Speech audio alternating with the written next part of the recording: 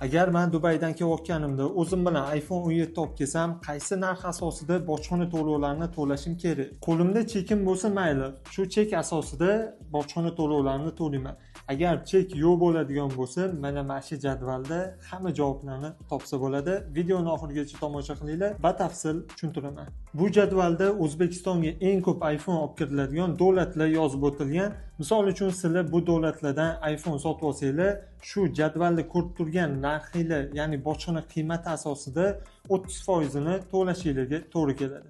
Yana ham chuqurroq tushuntiradigan bo'lsam, misol uchun sizlar Amerikadan kelyapsizlar, yoningizda 17 Pro Max 1 terabaytligini olgansizlar. Bu smartfonni bojxona qiymati jadvalga asosan $1599 etib belgilab qo'yilgan. Xabaringlar bor, aviada O'zbekistonga kirib kelayotganingizda o'zingizlarning ehtiyojinglar uchun $1000 gacha bo'lgan tovarlarni bez rastamoshga olib kirsanglar bo'ladi. Endi jadvalga qaraydigan bo'lsangiz, sizlar $1599 dan 30% ni to'lamaysizlar-da. Shu belgilangan normativlarni ayirib tashlab, ya'ni $1000 chiqarib tashlab, $599 dan 30% ni to'lab bemalol O'zbekistonga kirsanglar bo'ladi.